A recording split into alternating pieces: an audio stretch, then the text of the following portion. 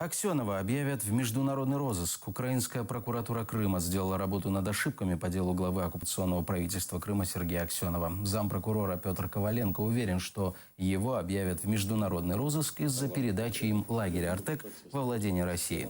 В прошлом году дело отправили в Интерпол, однако из-за нехватки материалов документы вернули. Интерполу не хватало от украинской стороны копии паспорта и отпечатков пальцев.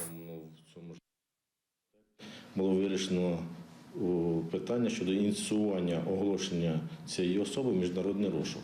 Но там є свої правила, свої умови. Тобто направляються тільки, як зазначав, особи, які скоїли чисто кримінальну злочинність і перелік питань, які є обов'язково. Наприклад, підозра повинна бути переведена на одну із офіційних мов Інтерполу, далі надати певні документи, наприклад, відбитки пальців, там фотографії та далі, та далі. Ми цю процедуру вже раз проходили, однак Українське бюро Інтерполу нам повернуло ці документи назад для додаткового опрацювання.